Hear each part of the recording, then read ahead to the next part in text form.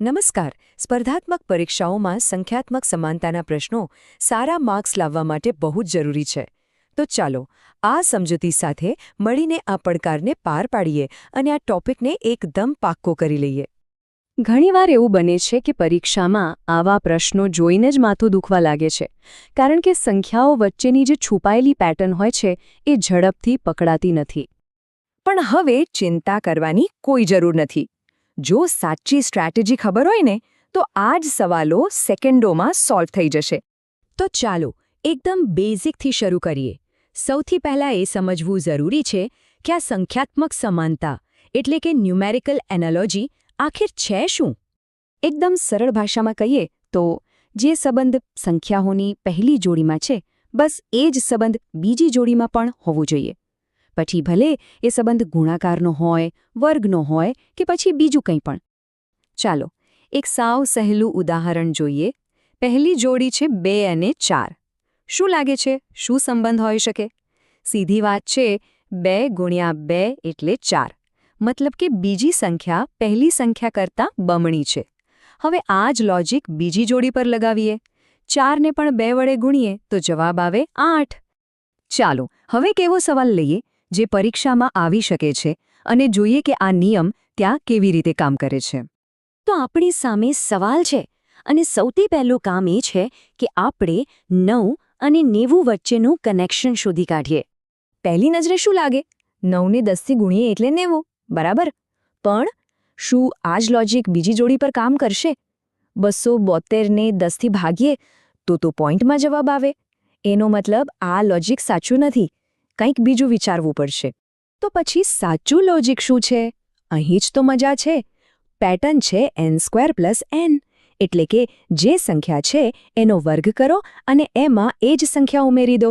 જો 9નો વર્ગ 81, એમાં 9 ઉમેરો એટલે 90, અને એ જ રીતે 16નો વર્ગ 256, એમાં 16 ઉમેરો એટલે 272. મળી ગયું ને લોજિક? બંને જોડી માટે એકદમ પરફેક્ટ બેસે છે. અને બસ આ સાચા લોજિકથી આપણને જવાબ મળી ગયો, 16. ચાલો હવે એક બીજો થોડો અલગ ટાઈપનો સવાલ જોઈએ. અહીં 3 જોડી છે, એટલે કે આ 3 ભાગની સમાનતા છે. અહીં શું પેટર્ન છે? અહીં જે સંખ્યા n છે એને એના પછી તરત આવતી સંખ્યા એટલે કે n+1 વડે ગુણવાની છે. જેમ કે 12 છે તો એને એના પછી આવતા 13 વડે ગુણીએ તો મળે 156. એવી જ રીતે 23ને એના પછી આવતા 24 વડે ગુણીએ તો 552. સિમ્પલ. તો હવે તો એકદમ સહેલું જ છે. આ જ પેટર્ન આપણે છેલ્લી જોડી પર લગાવવાની છે. એટલે કે 34 ને એના પછીની સંખ્યા 35 વડે ગુણવાના. અને જવાબ આવશે 1190. સરસ. હવે બેઝિક્સ તો એકદમ ક્લિયર થઈ ગયા છે. તો ચાલો થોડું લેવલ અપ કરીએ અને એવા સવાલો જોઈએ જે ઘણીવાર પરીક્ષામાં પૂછાય છે. આટલી મોટી સંખ્યાઓ જોઈને પહેલીવાર તો એવું જ લાગે કે આની વચ્ચે શું સંબંધ હશે નહીં? યાદ રાખો, જ્યારે પણ સંખ્યાઓ આટલી મોટી દેખાય ત્યારે વર્ગ કે ઘનનો સંબંધ ચકાસવો એ સારો આઈડિયા છે. અહીં જુઓ, પેટર્ન છે n² + 1, એટલે કે 33નો વર્ગ, જે થાય છે 1089. એમાં 1 ઉમેરો એટલે 1090. અને આ જ તર્ક બાકીની બધી જોડીઓ પર પણ કામ કરે છે. બસ, તો હવે આ જ નિયમ આપણી છેલ્લી સંખ્યા 11 પર લગાવીએ. 11નો વર્ગ થાય 121 અને એમાં 1 ઉમેરીએ એટલે આપણો જવાબ મળી ગયો, 122. આ સવાલ ખાસ ધ્યાનથી જોજો.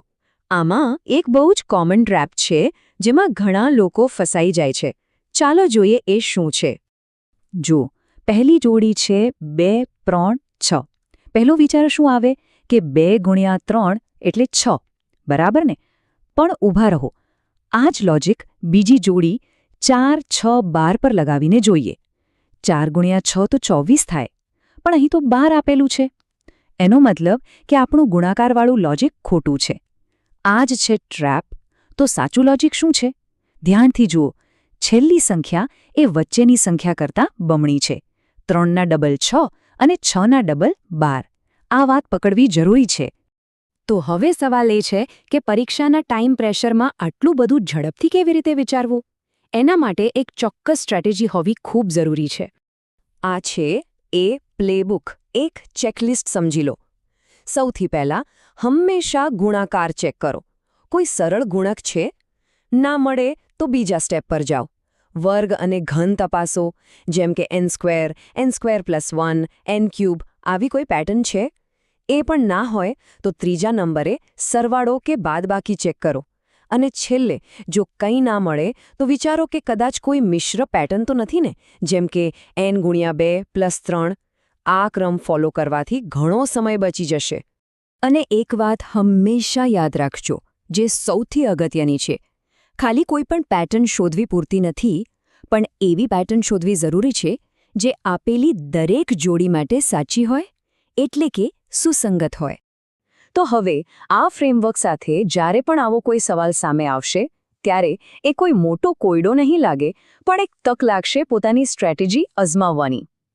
આટલી પ્રેક્ટિસ પછી સંખ્યાત્મક સમાનતાના માસ્ટર બનવાથી